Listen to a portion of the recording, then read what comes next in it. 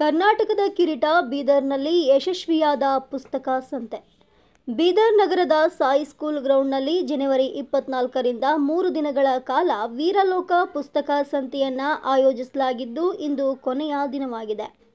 ವೀರಲೋಕ ಪ್ರಕಾಶನ ಅವರ 4ನೇ ಪುಸ್ತಕ ಸಂತೆ ಇದಾಗಿದ್ದು, ಉತ್ತರ ಕರ್ನಾಟಕ ಭಾಗದಲ್ಲಿ ಮೊಟ್ಟಮೊದಲ ಬಾರಿಗೆ ಬೀದರ್ನಲ್ಲಿ ಆಯೋಜಿಸಲಾಗಿದೆ. ಈ ಪುಸ್ತಕ ಸಂತೆಯಲ್ಲಿ ಕರ್ನಾಟಕದ ಎಲ್ಲ ಜಿಲ್ಲೆಗಳಿಂದ ಲೇಖಕರು, ಸಾಹಿತಿಗಳು, ಪುಸ್ತಕ ಪ್ರಿಯರು, ರಾಜಕಾರಣಿಗಳು, ಚಲನಚಿತ್ರ ನಟರು, ನಿರ್ದೇಶಕರು ಸೇರಿದಂತೆ ವಿವಿಧ ಕ್ಷೇತ್ರಗಳ ಗಣ್ಯರು ಸಹ ಈ ಪುಸ್ತಕ ಸಂತೆಯಲ್ಲಿ ಆಗಮಿಸಿದ್ದಾರೆ. ಈ ಸಂತೆಯಲ್ಲಿ 60 ಪುಸ್ತಕ ಮಳಿಗೆಗಳಿದ್ದು, ಪ್ರಕಾಶಕರು, ಪುಸ್ತಕ ಮಾರಾಟಗಾರರು ಸಂತಸದೊಂದಿಗೆ ಉತ್ತಮ ರೀತಿಯಲ್ಲಿ ಪುಸ್ತಕ ಮಾರಾಟವಾಗುತ್ತಿದೆ. ಪ್ರತಿ ವರ್ಷ ಈ ರೀತಿಯ ಪುಸ್ತಕ ಸಂತೆ ಬೀದರ್ನಲ್ಲಿ ನಡೆಯುವಂತಾಗಲಿ ಎಂದು ಆಶಿಸಿದರು.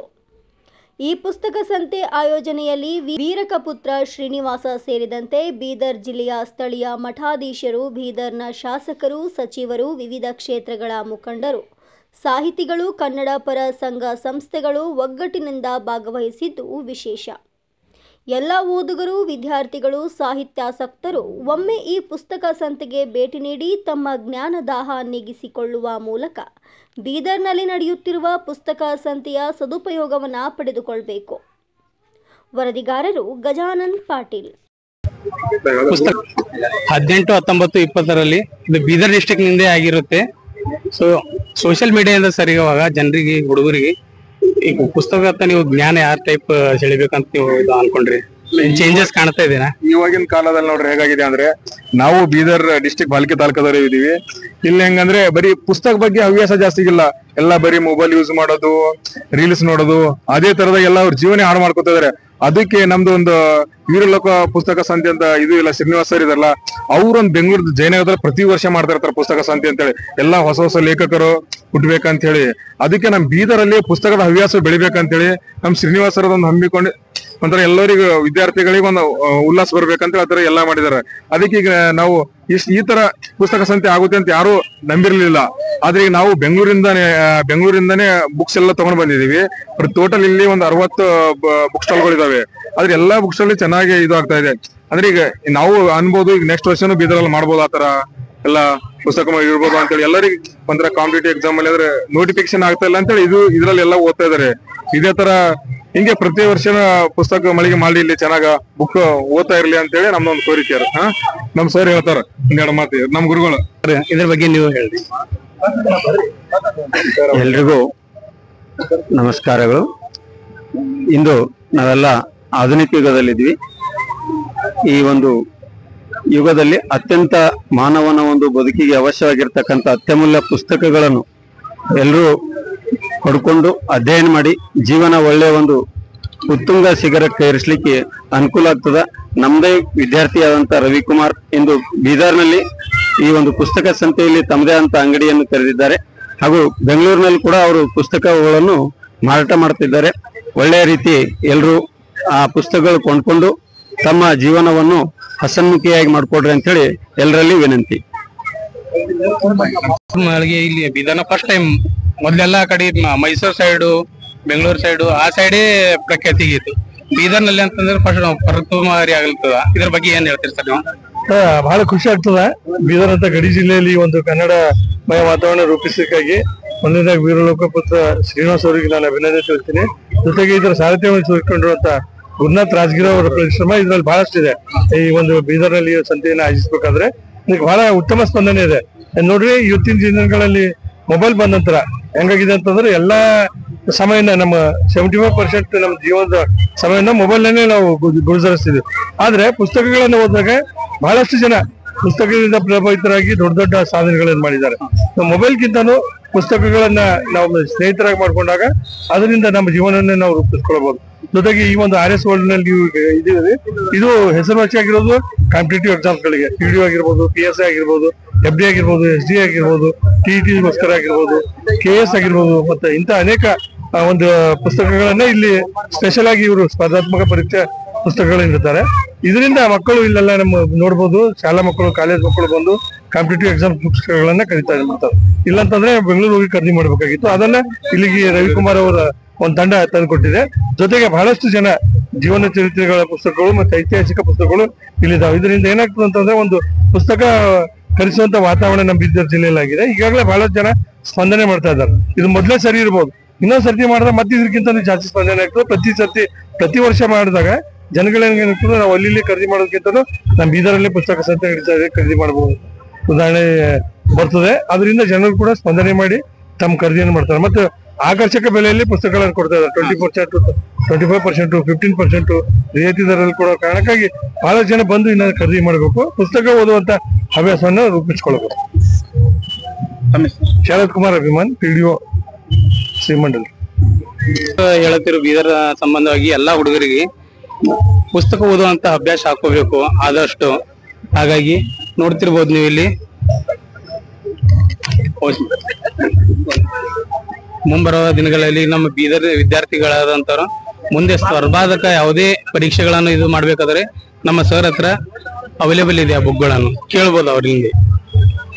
ನಮ್ ಬೀದರ್ದ ಎಲ್ಲಾ ವಿದ್ಯಾರ್ಥಿಗಳಿಗೆ ತಿಳಿಸುವುದು ಏನಂದ್ರೆ, ಯಾವುದೇ ರೀತಿಯ ಸ್ಪರ್ಧಾತ್ಮಕ ಪುಸ್ತಕಗಳು ಬೇಕಾದ್ರೆ ನಮ್ದು ಬ್ರಾಂಚ್ ಬೆಂಗಳೂರಲ್ಲಿದೆ, ಬೀದರ್ಲ್ಲಿದೆ, ಧಾರವಾಡದಲ್ಲಿದೆ.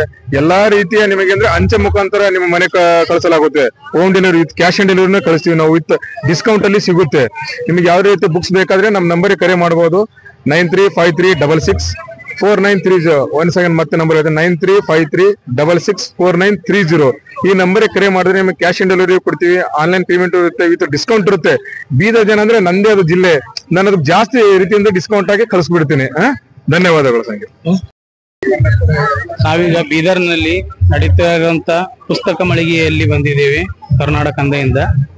ಸರ್, ಇಲ್ಲಿ ಬೀದರ್ನಲ್ಲಿ ಈಗ ನಿನ್ನಿಂದ ಸ್ಟಾರ್ಟ್ ಆಗಿದೆ ಅಲ್ಲ, ಅದು ಯಾವ ರೀತಿ ಈಗ ಮೊಬೈಲ್ ಈಗ ಇದಲ್ರಿ ಎಲ್ಲ ಸೋಷಿಯಲ್ ಮೀಡಿಯಾದಿಂದ ಬಹಳಷ್ಟು ಜನ ಪುಸ್ತಕವನ್ನೇ ಮರ್ತು ಬಿಟ್ಟಾರ. ಅದರಿಂದ ಈಗ ಅದರಿಂದ ಹೊರಗೆ ತರಬೇಕಾದ್ರೆ ಕಾಲೇಜ್ ಹುಡುಗರಿಗೆ ಅದ್ರ ಬಗ್ಗೆ ಏನ್, ಮತ್ತೆ ಯಾವ ತರ ನಿಮ್ದು ಈಗ ನಿನ್ನಿಂದ ಪುಸ್ತಕಗಳು ಎಷ್ಟು ಮಾರಾಟವಾಗಿದೆ ಅಂತ ಅದ್ರ ಬಗ್ಗೆ ಸ್ವಲ್ಪ ಹೇಳ್ಬೋದು. ನಮಸ್ಕಾರ, ನಾವು ಸಾಹಿತ್ಯ ಪ್ರಕಾಶನ ಹುಬ್ಬಳ್ಳಿಯಿಂದ ಬಂದಿದ್ದೀವಿ. ಇಲ್ಲಿ ಬೀದರ್ ವೀರಲೋಕ ಪುಸ್ತಕ ಸಂತೆ ಏನಿದೆ, ಈ ತರ ಸಂತೆಗಳನ್ನ ಅಥವಾ ಬೇರೆ ಬೇರೆ ರಾಜ್ಯಗಳಲ್ಲಿ ನಡೆಸಿದ್ರೆ ಓದುಗರಿಗೆ ಒಂಥರ ಸಪೋರ್ಟ್ ಸಿಕ್ಕಂಗ. ಈಗ ಎಷ್ಟೊಂದು ಮಂದಿಗೆ ಎಲ್ಲಾ ಕಡೆ ಪಬ್ಲಿಕೇಶನ್ ಬುಕ್ಸ್ ಸಿಗಲ್ಲ. ಈ ಟೈಪ್ ಸಂತೆಗಳನ್ನ ಹಾಕಿದ್ರೆ ಎಲ್ಲರಿಗೂ ಯಾವ ತರ ಬುಕ್ಸ್ ಇದೆ, ಎಷ್ಟು ಪಬ್ಲಿಕೇಶನ್ಸ್ ಇದೆ, ಮತ್ತೆ ಎಷ್ಟು ವೆರೈಟಿ ಇದೆ ಬುಕ್ಸ್ ಒಳಗೆ ಅಂತ ಬಹಳ ಡೀಪ್ ಆಗಿ ನಾಲೆಜ್ ಸಿಗ್ತದೆ. ಈಗ ನಾವು ಯಾವ ಯಾವ ಸಾಹಿತಿಗಳು ಪುಸ್ತಕಗಳಿದೆ ಸ್ವಲ್ಪ ತೋರಿಸಬಹುದಾ? ನಮ್ ಕಡೆ ಮೇನ್ ಸೆಲ್ಲಿಂಗ್ ಬುಕ್ಸ್ ಅಂದ್ರೆ KS ನಾರಾಯಣಾಚಾರ್ಯ ಮಹಾಭಾರತ ಮತ್ತೆ ರಾಮಾಯಣ ಹಾಗೂ ಭಾಗವತ ಏನು ಮೂಲ ವ್ಯಾಸ ಹಾಗೂ ವಾಲ್ಮೀಕಿ ಬರ್ದಿರ್ತಾರಲ್ಲ, ಅದನ್ನೇ ಕನ್ನಡದಲ್ಲಿ ಇಂಟರ್ಪ್ರೇಟ್ ಮಾಡ್ತಾರೆ. ಈ ತರ ಬುಕ್ಸ್ ಸಾಹಿತ್ಯ ಪ್ರಕಾಶನ ಅವರು ಎಲ್ಲ ನಾರಾಯಣಾಚಾರ್ಯ ಎಲ್ಲ ಪಬ್ಲಿಷ್ ಮಾಡಿ. ವೀರಲೋಕ ಸಂತೆಯಲ್ಲಿ ಬಹಳ ಒಳ್ಳೆ ಸೇಲ್ಸ್ ಇರೋದಂದ್ರೆ ನಾರಾಯಣಾಚಾರ್ಯ ಇವ್ರದೇ. ಮತ್ತೆ ಈ ಕಡೆ ಬಂದ್ರೆ ಕನ್ನಡ ಬಾಬೆಳಕೆ ಗುರುರಾಜ್ ಕರ್ಜಿ ಅವ್ರದವರು, ಇತ್ಲಾಗ ಬಂದ್ರೆ ಕ್ಷಣ ಮತ್ತು ಆನೆ ಹೊತ್ತವರು. ನಮ್ಮ ಪಬ್ಲಿಕೇಶನ್ಸ್ ನರೇಂದ್ರ ಮೋದಿ ಯಾರು ತಿಳಿದ ಹಾಗೆ ಇದು ಪ್ರತಾಪ್ ಸಿಂಹ ಅವ್ರ best selling books. Narendra Modi ಅವ್ರ ಬಗ್ಗೆ ಇದರಲ್ಲಿ ಮತ್ತೆ ಈ ಕಡೆ ಬಂದಾಗ ಅವರೇ ನಾವು ಪಬ್ಲಿಷ್ ಮಾಡ್ತೀವಿ. Pratap Simha okay sir. Politics ಹೋಗಿಂತ ಮೊದ್ಲ ಇದು ಯಾರು ಪ್ರತಾಪ್ ಸಿಂಹ ಅವರು ಇದು ಮಾಡುವಂತ. ಓಕೆ ಸರಿ. ಎಲ್ಲರಿಗೂ ಬೇಕಾದ ಅಂಬೇಡ್ಕರ್. ಈಗ ಅಂಬೇಡ್ಕರ್ ಕೇವಲ ಒಂದೇ ಜಾತಿಲಿ ಅವ್ರನ್ನ ಗಣನೆಗೆ ತಗೋತಾರೆ.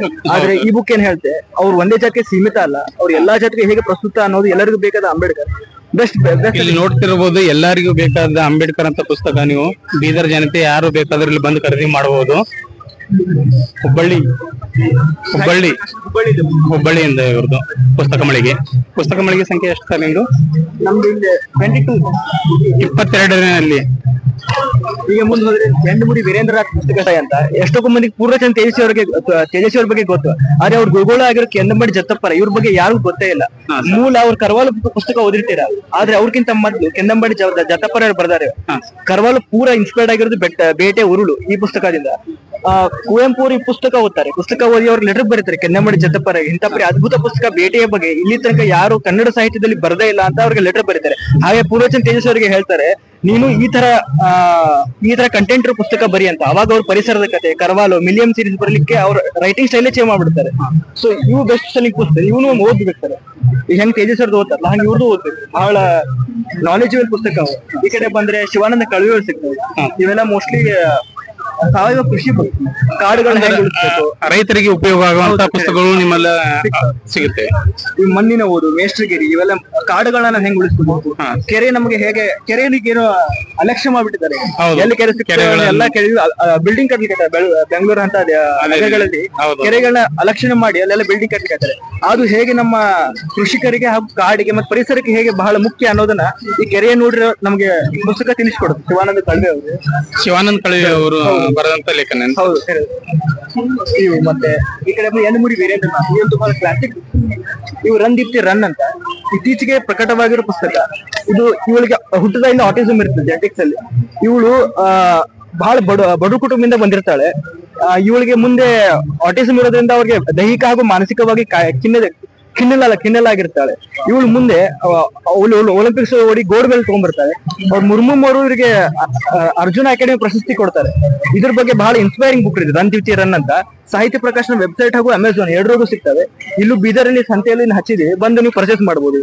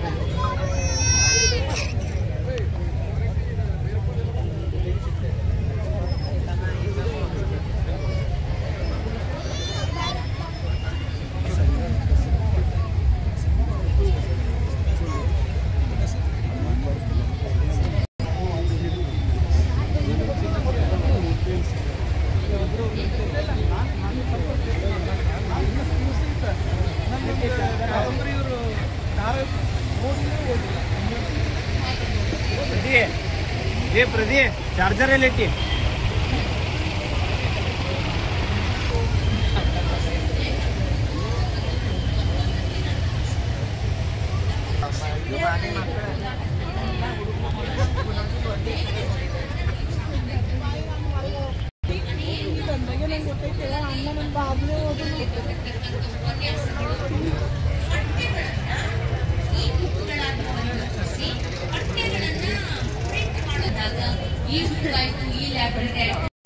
ಇತ್ತೀಚಿನ ದಿನಗಳಲ್ಲಿ ಬಹಳ ದೀರ್ಘವಾಗಿ ಕಾಡಬಹುದಾಗಿರ್ತಕ್ಕಂಥ ಒಂದು ಸಮಸ್ಯೆನೋ ಅದನ್ನ ನಿಮ್ ಮುಂದೆ ಇಟ್ಟು ನಾನು ಸಂವಾದ ಬೇರೆದವ್ರಿಗೆ ಅದನ್ನ ನಾನು ಮಾಡ್ಕೊಡ್ತೀನಿ.